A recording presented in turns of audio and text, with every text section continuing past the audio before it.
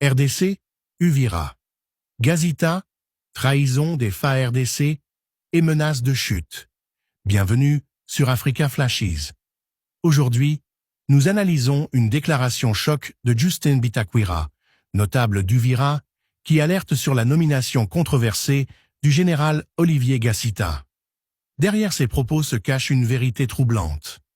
La République démocratique du Congo fait face à une infiltration systématique, des officiers accusés de collusion avec l'ennemi et une armée fragilisée par la corruption. Uvira, Kalemi, Lubumbashi, Kinshasa. Bitakwira dessine un scénario d'effondrement national si rien n'est fait. Cette analyse plonge au cœur des fragilités sécuritaires, des complicités internes et du projet d'occupation rwandaise qui menace l'intégrité territoriale de la RDC. La scène se déroule à Uvira, une ville du Sud Kivu dont la position géographique en fait l'un des verrous les plus importants de la République démocratique du Congo. Située au bord du lac Tanganyika, voisine du Burundi, à quelques centaines de kilomètres seulement du Katanga, riche en cobalt et en cuivre, Uvira est un point stratégique. Celui qui contrôle Uvira peut menacer directement Kalemi, puis Lubumbashi, capitale économique de la RDC. C'est dans ce contexte que Justin Bitakwira, figure politique locale, a tenu des propos qui résonnent comme une prophétie macabre. Si Uvira tombe, on va nommer le général Olivier Gazita à Kalemi. Si Kalemi tombe, on va le nommer à Lubumbashi. Et si Lubumbashi tombe, on va le nommer à Kinshasa. Et si Kinshasa tombe, cela veut dire qu'il a accompli sa mission.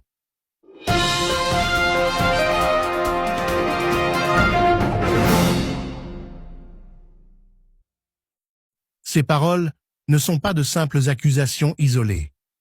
Elles condensent un sentiment diffus, mais largement partagé au sein de la population congolaise. Celui que la République est minée de l'intérieur par ses propres élites militaires et politiques. Elles mettent en lumière le risque que des nominations suspectes, loin de renforcer la défense nationale, soient au contraire des outils d'infiltration et de sabotage. Qui est ce général Olivier Gazita, dont le nom suscite autant de controverses? Ancien responsable des opérations de renseignement, OPS Rens, à Bukavu, il traîne derrière lui un lourd passif. Bitakwira rappelle qu'à l'époque de son commandement, Bukavu avait été abandonné 3 jours avant l'arrivée de l'ennemi. Autrement dit, la ville avait été livrée sans résistance, comme si l'ennemi avait été attendu. Le commandant de région de l'époque avait fini en prison, reconnu coupable de manquements graves. Mais Gazita, lui, a échappé à toute sanction. Pourquoi ce 2 poids 2 mesures? La réponse de Bitakwira est brutale. Parce qu'il est Tutsi, intouchable ici, en RDC. Derrière cette phrase, il faut comprendre non seulement le ressentiment d'une partie de la population, mais aussi une réalité historique complexe. Depuis les années 1990 et l'arrivée de l'AFDL de Laurent-Désiré Kabila, soutenu par le Rwanda et l'Ouganda, l'armée congolaise est régulièrement accusée d'avoir été infiltrée par des officiers d'origine étrangère, souvent perçus comme travaillant pour Kigali. Cette perception a nourri une méfiance durable à l'égard de certains hauts gradés accusés d'être des agents dormants au service des intérêts rwandais. La nomination de Gazita à Uvira est donc vue comme une trahison supplémentaire. Pour Bitakwira, ce n'est pas un hasard. Placer un officier déjà suspecté d'abandon de position dans une ville stratégique, c'est programmer sa chute. La logique qu'il dénonce est implacable. Chaque fois qu'une ville tombe, l'officier n'est pas sanctionné mais promu ailleurs, jusqu'à atteindre Kinshasa elle-même. Autrement dit, la stratégie de l'ennemi serait d'utiliser ses relais internes pour provoquer un effondrement progressif du pays de l'Est vers l'Ouest. Mais pourquoi Uvira est-elle si cruciale? Parce qu'elle est le verrou du Katanga. Le Katanga, c'est le cœur économique du Congo. Avec ses mines de cuivre et surtout de cobalt, il alimente l'économie mondiale et attire toutes les convoitises. Contrôler Uvira, c'est ouvrir une brèche vers le Katanga. Perdre Uvira, c'est mettre en danger Kalemi, puis Lubumbashi. Et si Lubumbashi tombe, ce serait comme arracher le cœur de la RDC. Kinshasa, même à des milliers de kilomètres, ne pourrait pas rester stable sans son poumon économique. Le scénario décrit par Bitakwira est donc plus qu'une peur locale. Il s'agit d'un plan d'effondrement national. Et ce plan serait rendu possible par la complicité d'officiers au sein même des FARDC. Car ce que dénonce Bitakwira, c'est moins l'ennemi extérieur que l'ennemi intérieur. J'ai toujours dit que 90% des officiers des FARDC sont du côté de l'ennemi, affirme-t-il. Cette phrase, choc, traduit le sentiment que l'armée congolaise est infiltrée à un niveau tel qu'elle ne peut plus être digne de confiance. Un chiffre aussi élevé peut sembler exagéré. Mais il est vrai que de nombreux scandales ont éclaté au fil des ans, révélant des complicités, des désertions, des accords tacites entre certains officiers congolais et les forces rebelles ou rwandaises, des armes détournées, des positions abandonnées sans combat, des informations transmises à l'ennemi, autant de faits qui nourrissent la méfiance. Dans ce climat, la nomination d'un général comme Gassita ne peut qu'être perçue comme un coup porté à la souveraineté nationale. Cette situation illustre le dilemme permanent du Congo. Comment bâtir une armée réellement nationale quand une partie de ses cadres est soupçonnée de double allégeance? Comment espérer défendre l'intégrité territoriale quand les responsables de la sécurité semblent plus proches de Kigali que de Kinshasa? Bitakwira met aussi en garde les élites congolaises qui croient pouvoir tirer profit de cette situation. Vous pouvez aujourd'hui aider les Rwandais Tutsis à conquérir la RDC, mais demain, ils vous élimineront tous, avertit-il. Autrement dit, la collaboration avec l'ennemi est une illusion. Ceux qui croient trouver un bénéfice personnel dans la trahison découvriront trop tard qu'ils ne sont que des instruments jetables. À travers ces paroles, Bitakwira pose une question fondamentale. La RDC est-elle encore maîtresse de son destin? Ou bien est-elle déjà sous contrôle étranger, avec la complicité d'une partie de ses propres officiers? La réponse dépendra de la capacité du pays à assainir ses forces armées, à identifier et écarter les traîtres et à confier la défense nationale à des patriotes prêts à se sacrifier pour la République.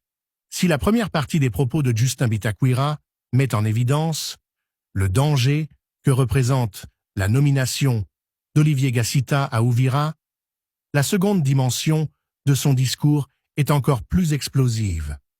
La dénonciation des complicités internes au sein des FARDC et la corruption généralisée qui, selon lui, gangrène jusqu'à 90% du commandement militaire congolais. Ces accusations ne sont pas isolées. Elles résonnent avec des décennies de soupçons, de scandales et de faits avérés qui confirment que l'ennemi de la RDC ne se trouve pas seulement au-delà de ses frontières, mais également dans ses propres rangs. Le problème de la corruption dans les FARDC est structurel. Depuis des années, les rapports d'ONG et d'organisations internationales pointent du doigt la mauvaise gestion des soldes, le détournement de fonds, la vente illégale d'armes et les trafics de minerais organisés avec les rebelles. Les officiers supérieurs, souvent nommés par clientélisme politique plutôt que par mérite, utilisent leur poste pour s'enrichir au détriment des troupes et de la sécurité nationale. Pendant que les soldats de base, mal payés et mal équipés, se battent dans des conditions inhumaines, certains généraux roulent dans des véhicules de luxe à Kinshasa ou Bukavu.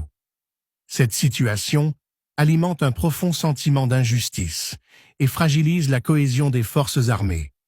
C'est dans ce terreau de corruption que s'insère l'infiltration rwandaise. Kigali a depuis longtemps compris que la meilleure manière de contrôler le Congo n'est pas seulement de lancer des offensives militaires, mais de cultiver des relais internes.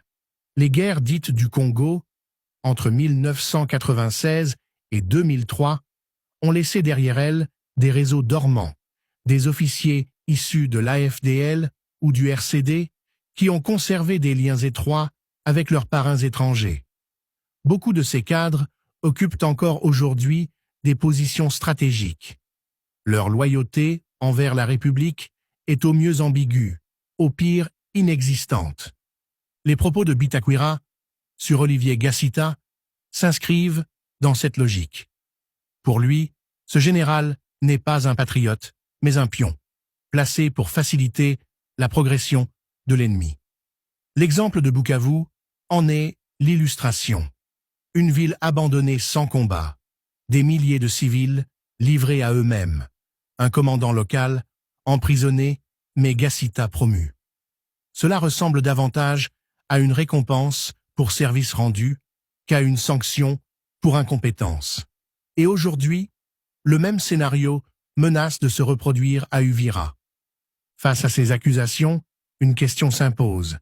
Pourquoi le pouvoir central, à Kinshasa, continue-t-il de nommer de tels officiers à des postes sensibles? Est-ce par naïveté, par faiblesse ou par complicité? Certains avancent que Félix Tshisekedi, malgré sa volonté affichée de réformer l'armée, reste prisonnier de l'héritage kabyliste. Beaucoup d'officiers actuels ont été placés à des postes clés sous Joseph Kabila, un président accusé de soumission aux intérêts rwandais. Rompre avec ce système nécessite du courage, mais aussi un soutien solide à l'intérieur de l'armée, ce qui n'est pas évident pour Tshisekedi. Dans ce contexte, les Wazalendo apparaissent comme un contraste saisissant. Ces combattants volontaires, issus de la société civile, se battent avec des moyens dérisoires, mais avec une détermination farouche. Ils incarnent un patriotisme brut, une volonté de défendre la patrie coûte que coûte, même sans l'appareil militaire officiel. Là où certains généraux abandonnent des positions stratégiques, les Wazalendo tiennent tête à des forces mieux équipées. Leur engagement redonne espoir à une population désabusée par les trahisons répétées des élites militaires. Leur existence met en lumière une vérité douloureuse. La loyauté et l'efficacité ne viennent plus de l'institution militaire officielle, mais du peuple. C'est une inversion dramatique. Normalement, une armée est le rempart ultime de la nation. En RDC, elle est souvent perçue comme un corps miné par la corruption et la trahison, tandis que des civils armés, improvisés en combattant, incarnent la véritable résistance. Ce renversement révèle la profondeur de la crise sécuritaire et identitaire que traverse le Congo. Bitakwira le dit clairement. Vous pouvez aujourd'hui aider les Rwandais Tutsis à conquérir la RDC, mais demain, ils vous élimineront tous. C'est un message adressé non seulement aux officiers corrompus, mais aussi aux élites politiques, qui, par calcul ou par lâcheté, ferment les yeux sur l'infiltration. L'histoire de la région lui donne raison. Le Rwanda a toujours eu pour stratégie d'utiliser des relais locaux avant de les sacrifier quand ils deviennent inutiles. Beaucoup d'anciens alliés de Kigali, devenus gênants, ont été éliminés. Croire que trahir son pays pour un intérêt immédiat garantit la survie est une illusion mortelle. L'héritage de Joseph Kabila pèse lourdement dans cette équation.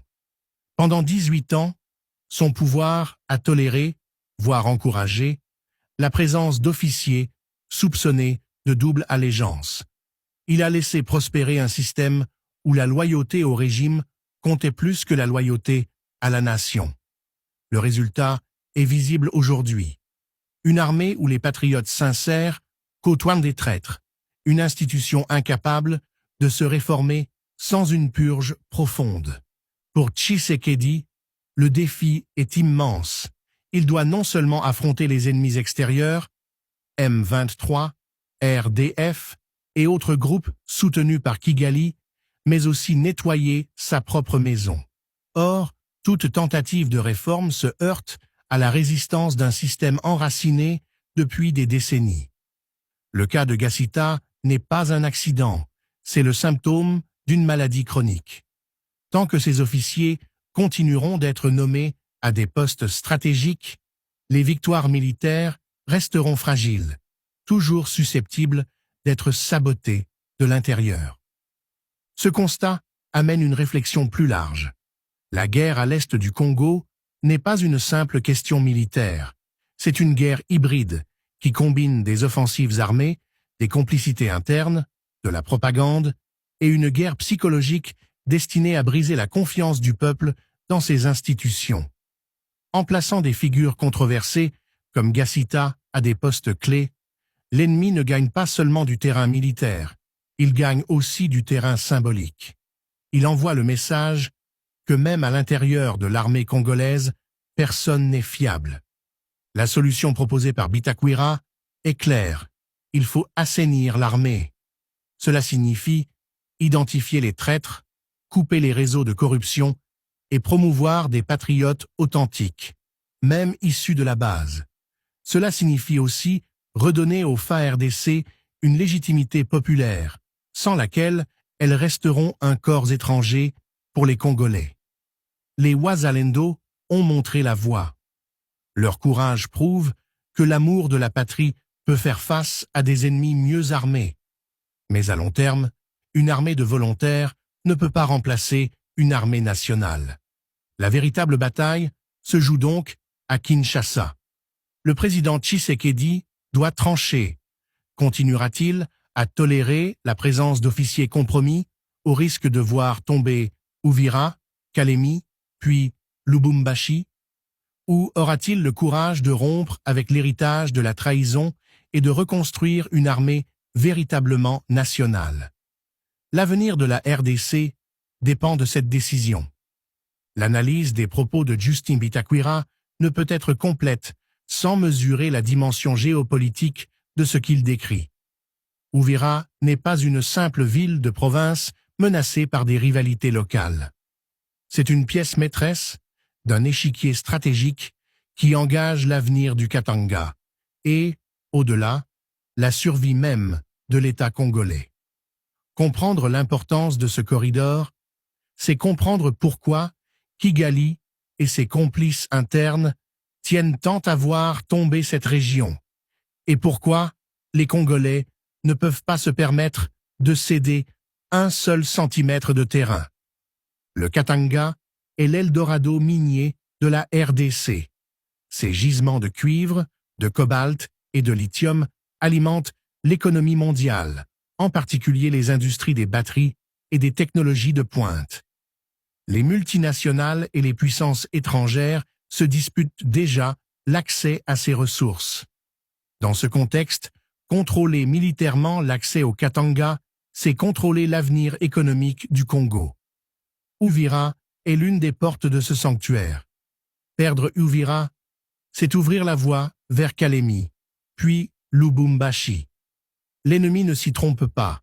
Il sait que l'effondrement du front à Uvira serait le prélude à une déstabilisation généralisée.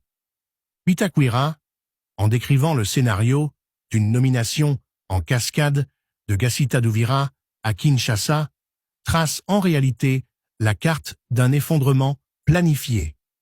Ce n'est pas seulement une exagération rhétorique, c'est une mise en garde contre une stratégie graduelle, faire tomber les verrous un à un jusqu'à atteindre le cœur politique de la nation. Dans l'histoire militaire, ce type de progression est classique. Mais ici, la spécificité est que cette stratégie ne reposerait pas seulement sur la force brute de l'ennemi, mais aussi sur la complicité active de certains officiers congolais. L'idée qu'un officier est nommé pour livrer une ville paraît choquante, mais elle n'est pas nouvelle. Les précédents sont nombreux. À Bunagana, des positions stratégiques ont été abandonnées sans combat, facilitant l'avancée du M23. À Goma, en 2012, la capitale du Nord, Kivu, avait été prise en quelques jours à la faveur de défections internes. À chaque fois, des soupçons de trahison ont émergé, mais rarement suivis de sanctions exemplaires. Le système protège ses propres acteurs, même lorsqu'ils sont accusés de haute trahison. C'est cette impunité qui nourrit la conviction de Bitakwira. Tant que les traîtres seront promus, le pays restera en danger permanent. Dans ce contexte, la RDC est confrontée à un dilemme historique. Elle doit choisir entre continuer sur la voie de la complaisance en acceptant la présence d'officiers compromis ou engager une refondation radicale de son armée. Cette refondation ne peut se limiter à des réformes administratives. Elle exige une purge profonde, une identification claire des agents doubles et une promotion basée sur le mérite et le patriotisme. C'est un choix douloureux, car il implique de briser des réseaux puissants qui tiennent encore des pans entiers de l'appareil militaire. Mais c'est un choix nécessaire pour garantir la survie du pays.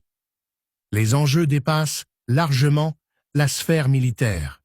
Ils touchent à la souveraineté, à l'indépendance et à l'identité même de la RDC. Depuis des décennies, le Congo est vu par ses voisins comme une proie à exploiter plutôt qu'un partenaire à respecter. L'occupation de Bunagana par le M23, la contrebande de minerais, la présence de réseaux transfrontaliers témoignent d'une volonté persistante de grignoter le territoire congolais. Tant que l'armée congolaise restera infiltrée, ces stratégies trouveront un terrain favorable. C'est ici que le rôle des Wazalendo prend toute son importance symbolique. Leur engagement démontre qu'au-delà des élites corrompues, le peuple congolais est prêt à défendre son sol. Ils incarnent la conscience nationale, qui refuse la soumission. Mais leur bravoure ne peut suffire à elle seule. Sans une armée nationale assainie, structurée et digne de confiance, leurs efforts risquent d'être engloutis par les trahisons des généraux. Bitakwira, en lançant son cri d'alarme, cherche à réveiller les consciences. Ses propos ne sont pas seulement destinés aux habitants d'Uvira, mais à toute la nation. Il dit, en substance, si vous laissez tomber Uvira, c'est tout le Congo qui s'effondrera. Chaque Congolais doit comprendre que la bataille d'Uvira est la bataille du Congo tout entier. La défense de cette ville est une ligne rouge, car si elle cède, les conséquences toucheront Kinshasa elle-même. La responsabilité revient aujourd'hui à Félix Tshisekedi. Le président congolais est face à une décision historique. Soit il continue à tolérer les compromis et les nominations suspectes, soit il engage une rupture radicale. Les Congolais attendent de lui un acte fort, une preuve que son régime n'est pas une simple continuation de l'ère Kabila. S'il échoue à écarter les figures comme Gassita, il risque de perdre non seulement Uvira, mais aussi la confiance de son peuple. La RDC est à la croisée des chemins. Elle peut devenir une puissance régionale, forte de ses ressources et de son peuple, si elle parvient à assainir son armée et à protéger ses frontières. Mais elle peut aussi s'effondrer, morceau par morceau, si elle continue à nourrir en son sein ceux qui travaillent pour sa destruction. Le choix est clair, mais il exige du courage politique et militaire. En conclusion, l'affaire Gassita n'est pas un incident isolé. C'est un révélateur. Elle révèle la profondeur de la crise des FARDC, l'ampleur de la corruption et la menace existentielle qui pèse sur la RDC. Les paroles de Justin Bitakwira résonnent comme un avertissement solennel. Si les Congolais n'ouvrent pas les yeux maintenant, demain, il sera trop tard. Car une fois Uvira perdu, il sera beaucoup plus difficile de sauver Kalemi, Lubumbashi et Kinshasa. Ce cri d'alarme doit être entendu comme un appel à l'unité nationale. Congolais de l'Est, de l'Ouest, du Nord et du Sud, civils et militaires, tous doivent en comprendre que la survie du Congo passe par la loyauté et la vigilance. Les traîtres doivent être écartés, les patriotes soutenus, et la nation doit se lever comme un seul homme pour défendre son territoire. C'est le seul chemin pour éviter que la prophétie de Bitakwira ne devienne réalité.